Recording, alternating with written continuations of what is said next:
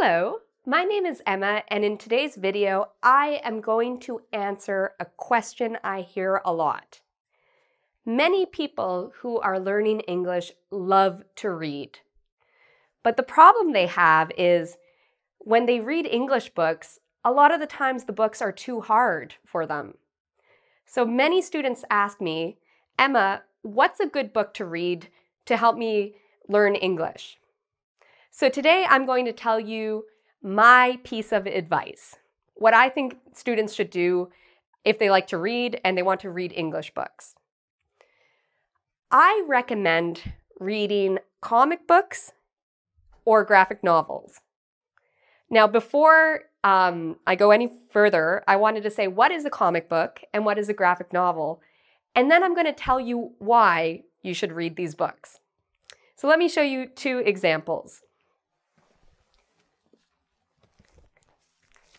This is an X-Men comic. Okay, it's about superheroes. And then we have this book, Watchmen, is a graphic novel. The difference is pretty much in the length.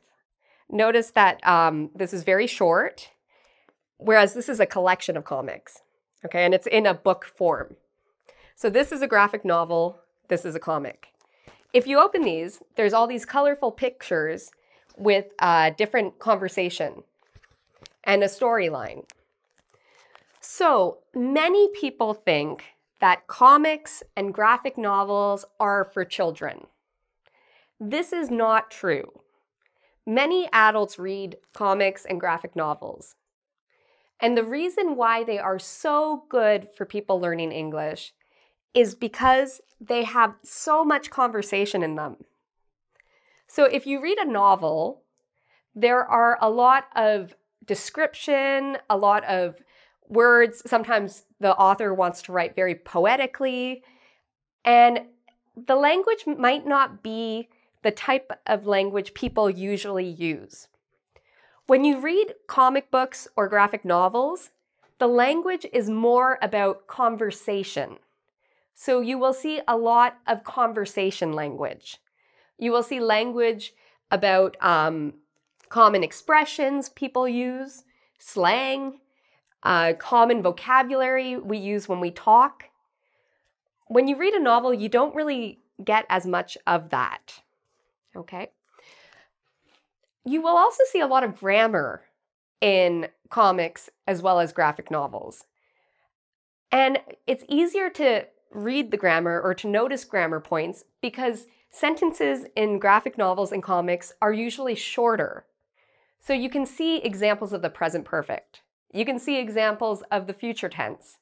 You can see examples of the past perfect continuous. So there are a lot of great grammar points you can notice if you read graphic novels or comics.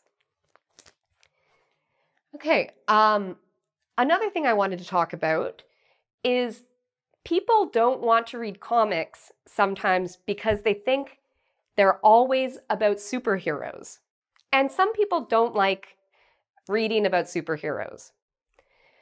Comics and graphic novels cover a lot of different genres. A genre is a way of saying a type. So for example, a movie genre is a romantic comedy, or an adventure movie, or a thriller. These are all examples of genre. So comics also have many different genres or types. Yes, there are superhero comics like Watchmen or X-Men, but let me show you some of the other types of comics you might come across.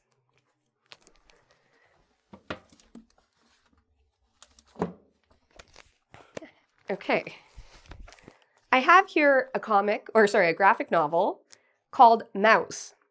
This book is about a family that lived during World War II and about the Holocaust. So this is a very serious book. It's not for children. It's not a superhero genre. It's more of a drama.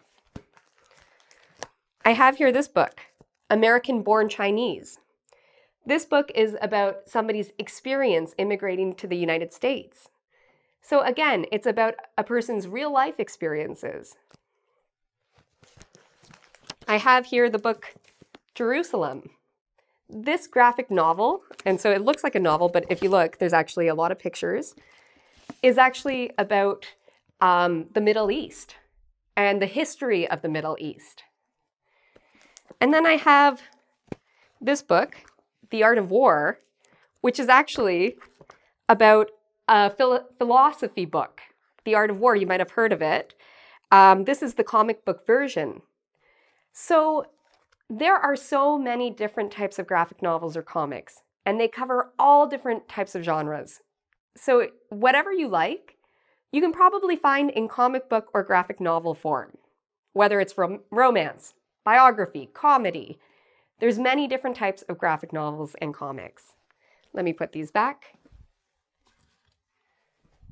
So one reason why reading graphic novels and comics can be so helpful for students is that there's a picture with the conversation.